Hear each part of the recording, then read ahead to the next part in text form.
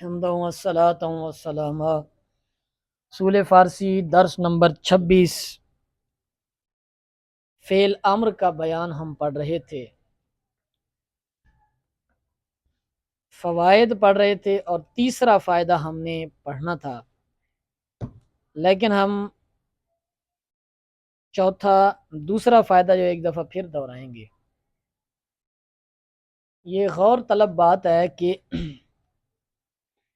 کہتے ہیں کہ دو چیزیں ہیں، یا تو فعل ادھر دیکھو، یا تو فعل امر گو، جو کہ فعل امر کس سے بنتا ہے؟ گفتن سے بنا ہے۔ گفتن سے مضارع کیا ہے؟ گو ید سے گو امر ہے۔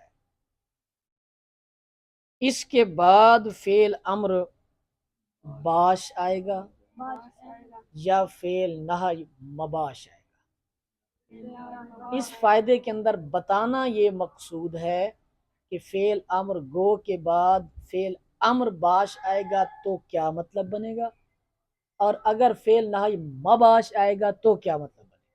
مطلب بتانا مقصود ہے، معنی بتانا مقصود ہے۔ کہتے ہیں اگر تو امر کے بعد امر آئے گا، کیا جی؟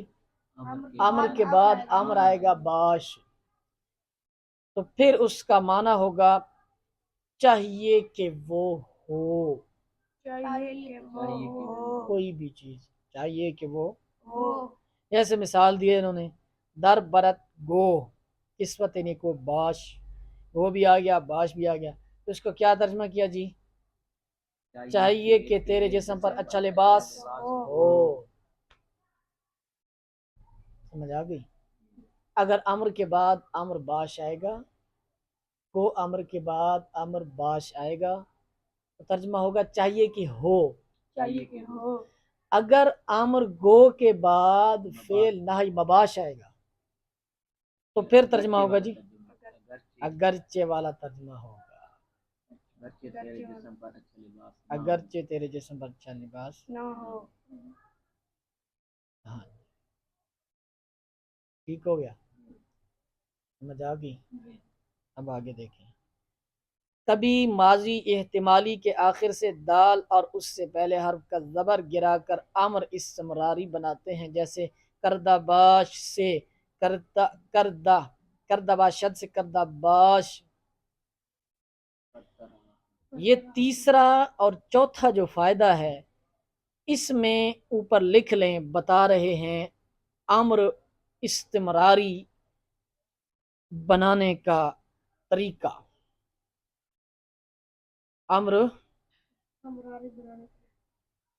استمراری بنانے کا طریقہ، امر حاضر استمراری بنانے کا طریقہ، ان دو فوائد میں بتا رہے ہیں۔ پہلے نمبر پر ایک طریقہ یہ ہے، استمراری کیا ہوتا ہے؟ استمرار یہ لفظ کیا ہے؟ استمرار مانا ہوتا ہے دوام، جاری رہنا، توجہ، کسی چیز کا جاری رہنا۔ جیسے آپ نے استمراری ماضی استمراری میں پڑھا تھا، کسی کام کا واقع ہونا یا کرنا زمانہ ماضی میں، گزشتہ زمانہ میں ہمیشہ جاری رہنا سمجھا جائے، ہمیشہ ہونا سمجھا جائے، جیسے وہ کرتا تھا، وہ کر رہا تھا۔ تو اسی طرح امر کے اندر بھی توجہ، امر کے اندر بھی استمرار ہوتا ہے، امر کے اندر بھی استمرار ہوتا ہے، ہمیشہ کرتے رہنا، ہمیشہ جاری رہنا۔ جیسے ہم آپ کو کہتے ہیں پڑھتے رہو، تو یہ امر کا صیغہ ہے، استمرار کے ساتھ دین اسلام پر چلتے رہو، یہ امر کا صیغہ ہے استمرار کے ساتھ۔ ویسے امر ہونا اور بات ہے، استمرار کے ساتھ، سمجھ آ رہی ہے؟ استمرار کے ساتھ امر ہونا اور بات ہے۔ ویسے امر ہے بھائی تو کر، بس کام کر دیا ختم۔ استمرار کے ساتھ جو ہے وہ کیا ہے جی؟ وہ کرتے رہو، لگے رہو، ٹھیک ہے؟ ہاں، یہ کیسے بنانا ہے امر استمراری کیسے بنانا ہے؟ دو طریقے ہیں۔ ایک تو سیدھی سی بات ہے کہ ماضی احتمالی کا صیغہ لیں۔ ماضی احتمالی کا کیا طریقہ پڑا تھا بھائی؟ کیا طریقہ پڑا تھا ماضی احتمالی کا؟ کیسے بنتی ہے ماضی احتمالی؟ کیسے بنتی ہے؟ ہا باشد لگانے سے، ماضی مطلق کے صیغہ واحد غائب کے ساتھ ہا باشد لگانے سے۔ اس بات کو سمجھیں، کبھی کہا جاتا ہے ماضی مطلق کے صیغہ واحد غائب کے ساتھ یہ چیز لگائیں گے، اور کبھی کہا جاتا ہے کہ ماضی مطلق کی گردان کے ساتھ یہ لگائیں گے، اس میں فرق ہے، سمجھ آ رہی ہے؟ اب دیکھو کردہ با شد، کردہ با شند، کردہ با سی، کردہ با شیب، کردہ با شم، یہ کیا ہے؟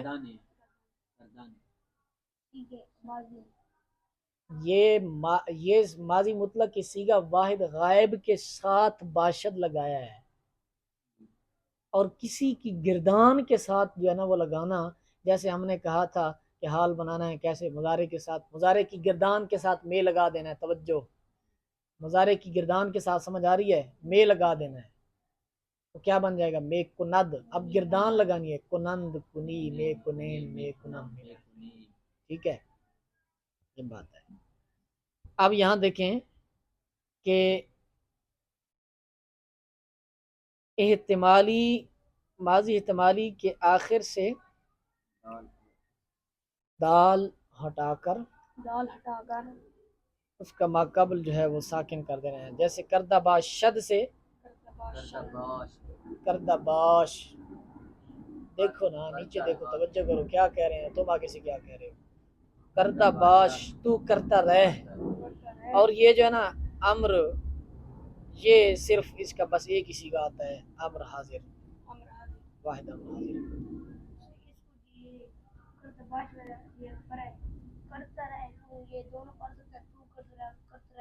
ہاں اسی طرح دونوں پڑھ سکتے ہیں۔ تو یہ دوسرا طریقہ یہ ہے کہ امر حاضر میں، امر حاضر کا صیغہ لیں، جیسے کن تھا، ٹھیک ہے، اس کے شروع میں یا ہمیں لگا دیں، سیدھا سیدھا طریقہ ہے میں کن۔ تو امر استمراری کے دو طریقے کون کون سے؟ پہلا ماضی احتمالی کے آخر سے دال فتح ہٹائیں گے، جیسے کردہ باشد سے کردہ، دوسرا طریقہ آمر کے میں یا ہمیں لگا دیں گے، جیسے کن سے میں کند کیوں کر دیا ہے، دیکھو نیچے میں کن فائدہ۔ آگے دیکھیں، کبھی مصدر کے آخر سے دن یا تن گرا دینے سے بھی امر حاضر معروف کا صیغہ بن جاتا ہے، یہ شاذ ہے، شاذ، کبھی